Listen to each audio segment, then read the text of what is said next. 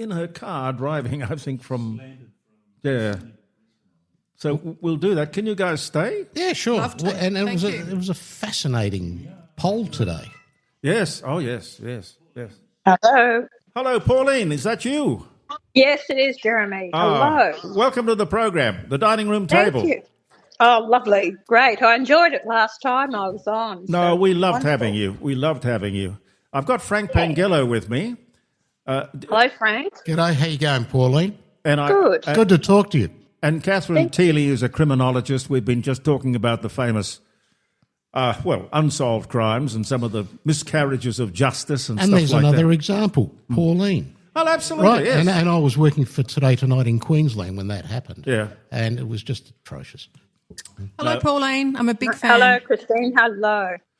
Nice to talk to you. Now, Thank you. Good. What did you think? What did you think of the budget? Tell us what you really think of the budget. Do you want to repeat what I said on TV yesterday? Yes. They talk about resilience, and resilience is dishing us up a shit sandwich and we've got to eat it. So, Yeah, but it won't achieve anything, will it, Pauline? no, it won't. This is a budget from a communist, socialist, Marxist government, and it's redistributing wealth from those that have worked hard to achieve their wealth and basically taken it back because government is overspent. They can't pull the heads in. Now, they're going to increase their budget by about $42 billion, but on top of that, they still can't even keep within the means. They're going to spend another $31.5 billion on top of that. So they're just out of control. That's why you got high inflation and you have interest rates have gone up constantly all the time. So they said they would never bring in the negative gearing and the capital gains tax. Well, they have attacked it. There's questions over that discretionary trust, whether it's a backdoor to take death duties out of it. Now, Tim Ayres was just on talking to Kieran on Sky. And you know what? He kept evading the question. He kept going back to Angus Taylor and he kept going back to One Nation and everything. He wouldn't directly answer the question. Kieran kept pushing him. He said, no, we're not going to do it. I wouldn't trust them as far as I could throw them because we've seen the lies time and time again. Yes. So, Even if he says he's not going to do something, we can now no longer believe it. correct.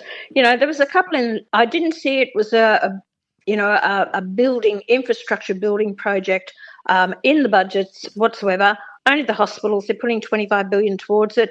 But, the hospitals desperately need the money. But what they're doing is the money's going to the state governments. They take off about 20% for their administrative costs.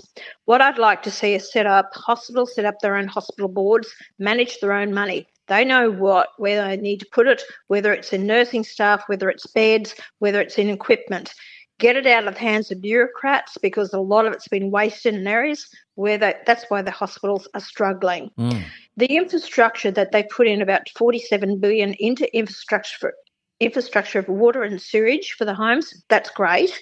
I've spoken to a lot of the councils and that's why they can't allow development in their electorates and their townships because the water pipes and sewage it's at maximum capacity now. So that's why they can't open up more land for building to happen in it. So, and it's becoming old and no money's been spent on it. Councils haven't got the money. So that's a good thing there. I will give credit where credit's due, but that 68 cents a day in tax cuts, it's all a scam. And I'll tell you why.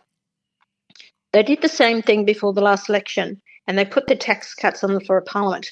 Well, the Liberal Party voted against it because it was ridiculous, right? So they used that in an election campaign at the last election. Oh, Liberal Party don't support tax cuts. Didn't say how much it was, meant absolutely nothing. So they've done exactly the same time this time around again.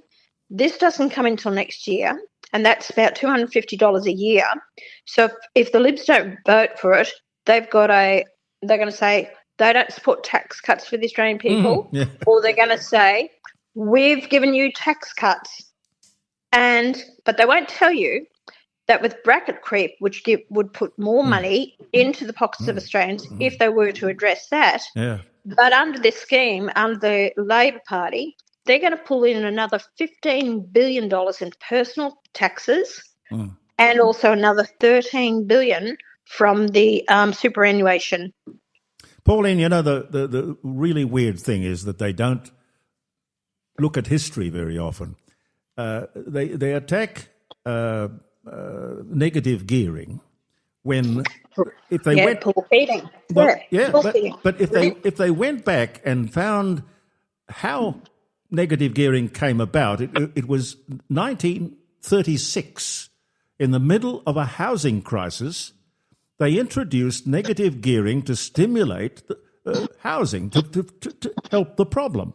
Now, all these years later, these people have a housing problem, and what are they doing? They should be increasing negative gearing, not cancelling it. It was thought of to fix a housing shortage problem. Yeah, and then Paul Keating brought it in about 1985. Yep. It lasted for 2 years and realised that it did the damage that it did and reversed it. And, exactly what the Labor Party are doing now. So they'll learn the lesson, but it'd be too late.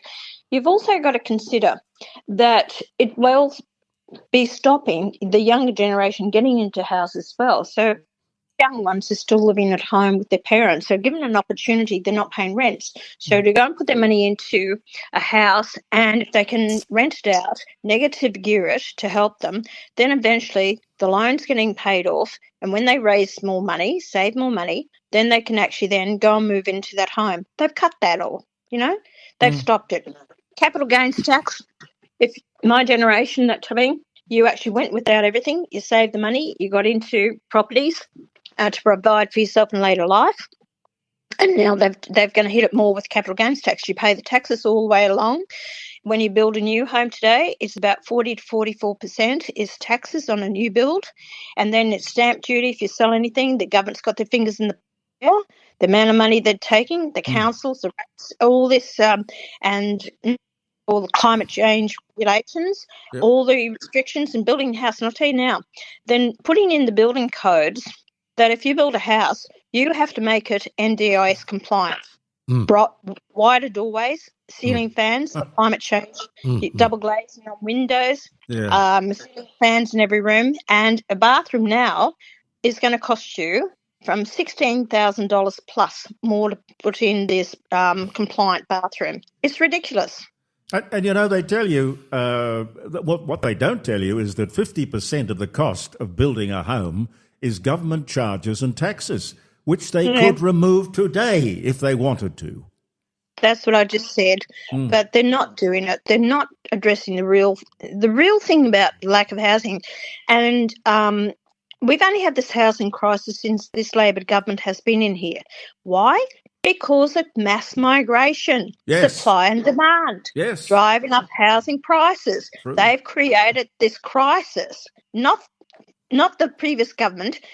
I've been in there for 10 years. There was never a housing crisis under the Liberal coalition government. It's only been a housing crisis under this government. I wish people would wake up to that and realise how they've been scammed and lied to, and they've caused the problems in this country, and with all their climate change BS. Frank Pangello here, Pauline, and well done on your performance in the South Australian election. Thank you. We're delighted. Yeah, I'm not. I didn't get elected. Frank didn't get elected. Look, this is what I take away from this budget. It kills aspiration. It absolutely kills aspiration. And it couldn't be made more clear than what the founder of Boost Juice put out there.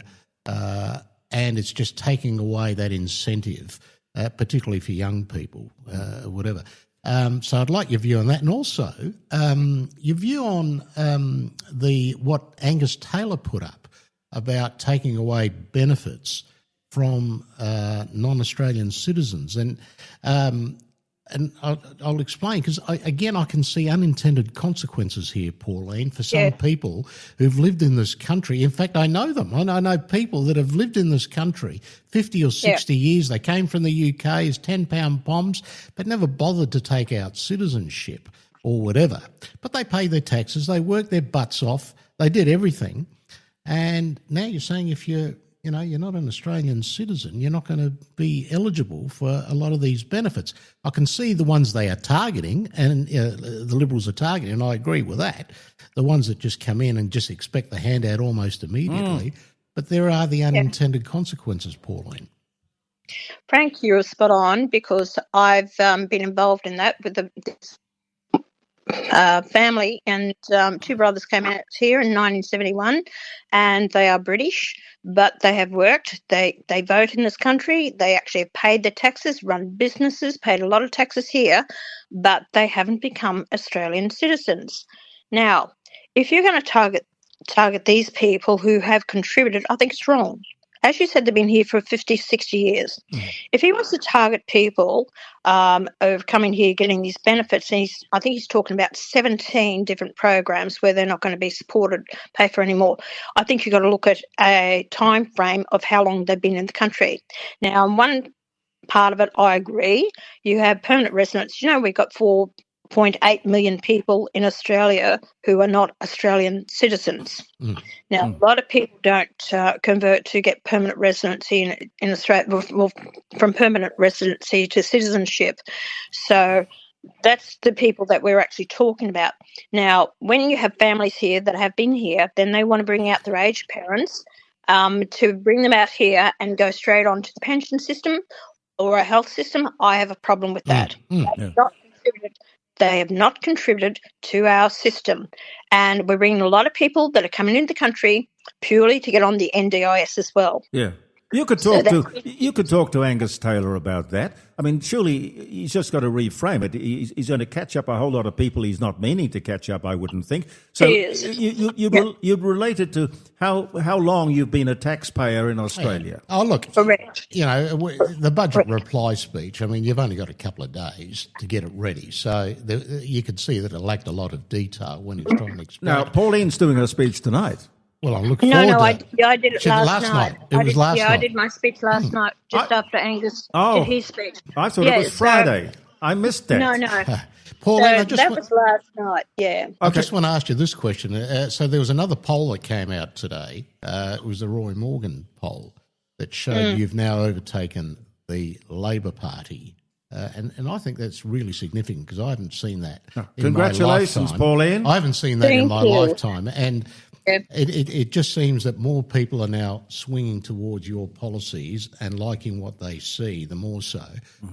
There's this talk there's this talk, Pauline, about a merger with the coalition, and I'm thinking, why would you want to? I'm not, Frank. No, it's not going to happen. I don't like their sheer arrogance, and I don't like their elitist attitude, and especially coming from it was Sharma, Hume, and Tim Wilson, and then you got, the Braggs, and you got the Kovacic from New South Wales Senator, no way in the wide world would we do a coalition with them. I thought, just wake up yourselves, for Christ's sake. Who's doing the damage to this country? Labor, Greens, Teals, for Christ's sake. If it means us working together for the numbers to form a government, take it off the Labor, by all means. Do I want a coalition with them? No way in the wide world. So how does that work, Pauline? How do you work together without? How does it? Well, it just gives you the numbers to form government. You've got to have more than 76 seats in the Parliament lower house to form government. Yeah. Now, that means, say, if I have some numbers, they have some numbers, and those numbers will get us above the 76, then I say yes. Do we go to the Governor-General, and they have a letter from me saying I will give them supply and confidence to be able to govern. That does not mean I do not want ministerial seats, because once you're around the cabinet table, you have to agree with what they come up with. Okay? So I may not agree with their policies. For one, I don't agree with this net zero. I don't agree with the Paris Agreement. They are not intending to get out of it. Okay? So I will not be tied to their policies that may not be good for the country. So give them confidence, give them supply, no ministerial position, so I can still stand my ground on issues and tell them where they got it wrong, try to improve the legislation. So that's what it's about. But I've also put out to them, well, okay, guys, if I get more seats than you, will you do the same for me? It's gone silent. No, well, nothing. I'm still waiting. I know that the electorate know what they're getting with you, Pauline, which is great. You're open, frank, and you say it as it is. The problem for Labor now around the country, and also even in South Australia, you've got a Prime Minister who has been caught out bullshitting. He's a bullshitter. Yeah. And if I had to interview Albanese on radio today, Jeremy, if I was still working as a journalist, first thing I'd say to him, Albo, you're a bullshitter. How can people trust anything you or your government say now? You keep lying. Yep. And I think, Pauline, lying just to get votes and get into government you need to make them accountable. And I see that the Parliament, I think we talked about it when I was here last time, Jeremy, the Welsh Parliament are making it an offence if a politician lies and they lose their job. And I think that's a good idea. Pauline, I had Adam Crichton from the Institute, Public Affairs Institute, on a little bit earlier today. And I said to him, look, Coles are in court. They're going to get hit with a $100 million fine for misleading the public. Now, how could it possibly be that Albanese and Chalmers didn't do exactly the same thing in going back on their word? He was asked 50 times or 100 times. He would not touch negative gearing, capital gains tax. I don't think even trusts came into it. And they knew that the Australian people had rejected that when Bill Shorten put it up. So why wouldn't he be treated the same way as Coles? Totally agree. Don't lie to the people. Yeah. Jeremy, I've also got to touch on the fact is the people overwhelmingly rejected the voice to Parliament. Yes. And a lot of the legislation they're slipping in there about working with the Aboriginals, right, giving the Aboriginals a voice slyly, in legislation. So they'll still go and do whatever they want to do. In the first term of government, they actually guillotined and cut off 220 bills that we couldn't debate it. So they shut it down. They did it again with bills this week in Parliament, and they're consistent with it. And it's so frustrating because they don't want accountability. They bring these bills on the floor of Parliament. You don't have enough time to actually go through it to really have a good look at it. So then they move a motion to actually push it through without any debate on it.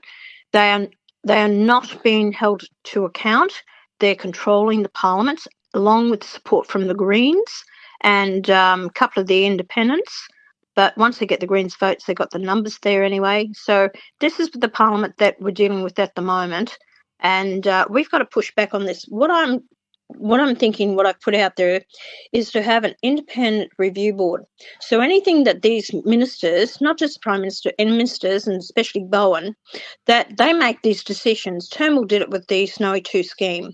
So that was supposed to be $2 billion. It's blown out to $42 billion. The same what happened with the NBN. And when I left and I was on the committee with that Senate inquiry into it, that was around $59 billion at the time for NBN.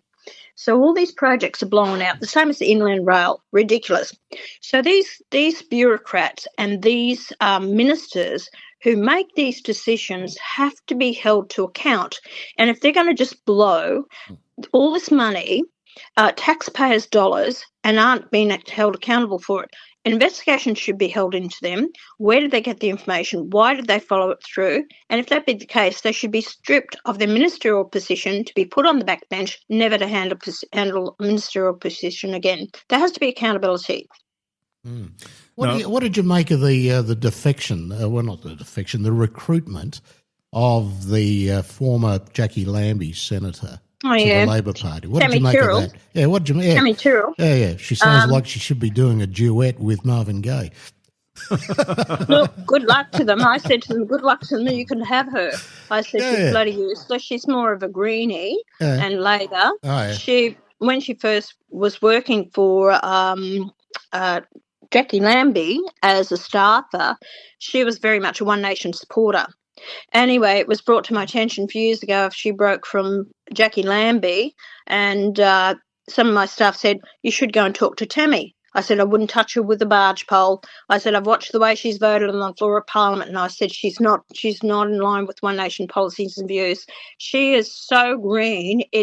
She's destroying, the electricity, the salmon, just everything that she was voting against in Tasmania, and the timber industry, the ag industry, everything. So anyway, he can have her. She made that move. I'll tell you why.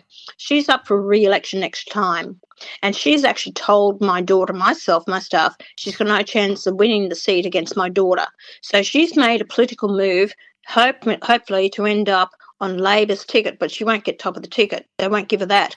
But possibly she can have a job in one of their offices. Some deal's been done. Now, there's an elephant in the room in Canberra, and I see it as Senator Jacinta Price. I don't think that's a marriage that is working at the moment. Would you be interested in having her with One Nation? No. No? And why? I'm a bit annoyed with Jacinta when I had that issue about the fellow in my office who I sacked. He had done his time in prison and I gave him a job. He was making a living for him and his family. He was not a candidate. He was only working within the head office. But due to political pressure this time around, I actually sacked him. I was surprised, but I was surprised that you actually did that, considering the defence you put up. Yeah, I did. I actually I copped this a year and a half ago, and I kept him on. I told him all where to go. This time, because it was the by-election, I was jeopardising the South Australian state election. I was also the Farrer election, because sometimes when the allegations are put out there and actually the television ads that Matt Canavan, the Nationals, were putting out was extremely hard. And I can't expect people within, especially candidates, to cop the flack when it's not there, when they shouldn't be. And the lies that were put out by the National Party, and still Garth Hamilton from Groom, Liberal, he's still putting out literature around his electorate about this man who worked for me. So this is the people they employ.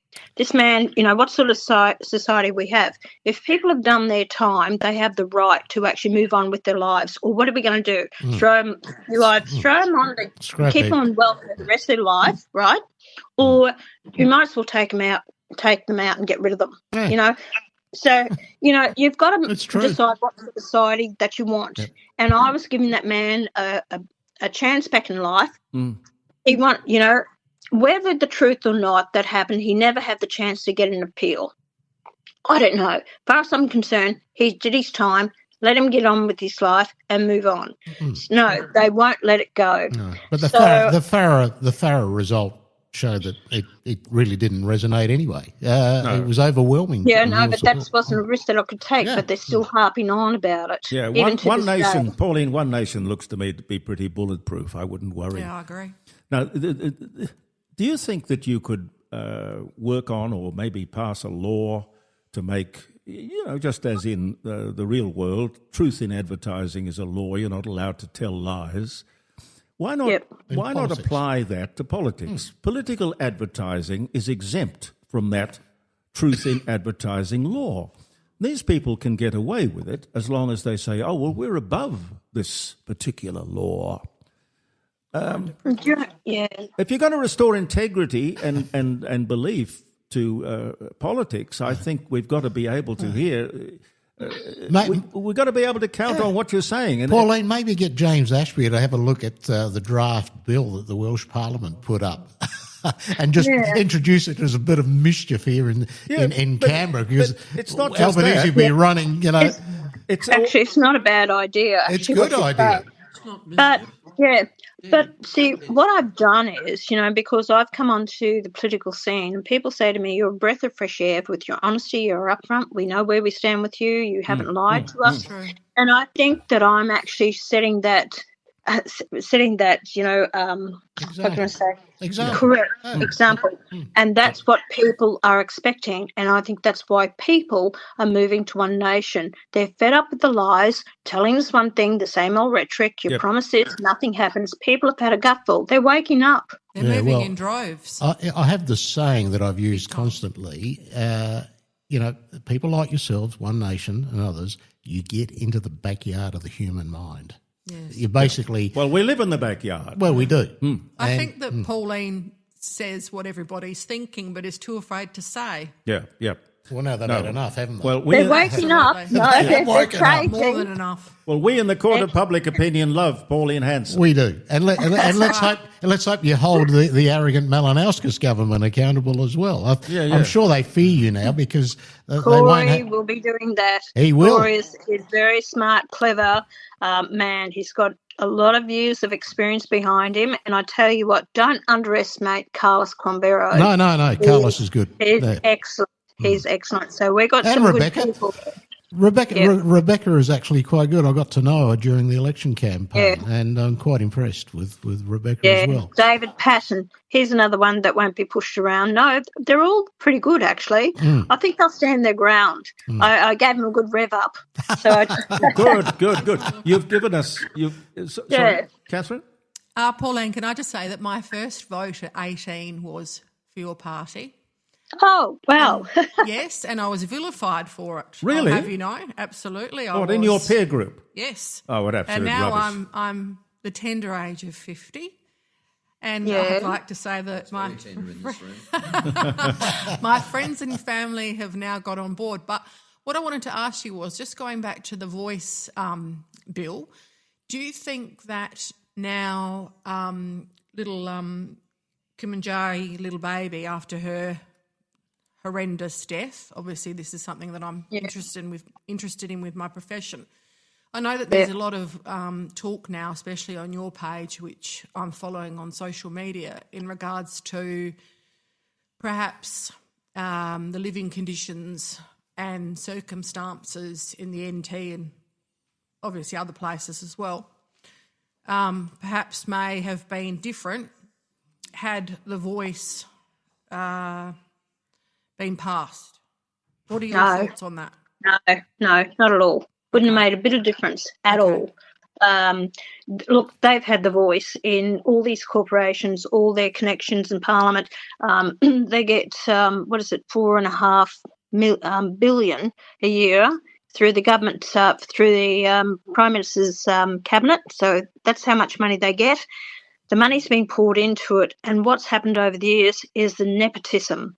And they can't run these organisations. No. They're treated totally different as a corporation to any other Australian corporation through ADSIC. Yeah. So there's no investigations, there's no accountability, there's no reports. It's all nepotism. It's run by people who shouldn't be in these departments. They keep asking for more and more money. Even the Aboriginal people are saying, where has the money gone? Yeah. But every time I question it, they are not. It's an industry. Well, look, Jeremy, before... It's an industry. Pauline, before I lost my seat in the Legislative Council, I was pushing for either a Royal Commission or an independent inquiry into corruption in Aboriginal corporations and native title organisations in South Australia, because I was made aware of what was going on, and it was just stymied. And look, I hope that Corey pursues this, because I know the corruption is rampant in South Australia by talking to the Aboriginal elders that actually came to see me about it. Yeah, the Aboriginals, the people in the street do not get the money. It's all taken up by the industry. It's not just the industry, Jeremy. There's also individuals that take over these corporations and native title groups, their own, who then take the cream off the cake. But we're talking in South Australia for hundreds of millions of dollars of taxpayers' money. And we've got a corruption inquiry, yet no one is interested in accountability. There's a corruption inquiry at the moment going on. And no one's interested in following up charities. Charities earn $200 billion a year, and no charity has to declare how much of the money collected goes to the cause. You know, it can be... Well, there's some of these Muslim charities that are a bit questionable. Well, look, all charities, unless they can publish a statement as to how much of the money collected goes to the cause, and then you can give with confidence, I'm assuming. But they don't have to do that. The law doesn't provide for that. Pauline, you've given us so much of your valuable time. Thank you so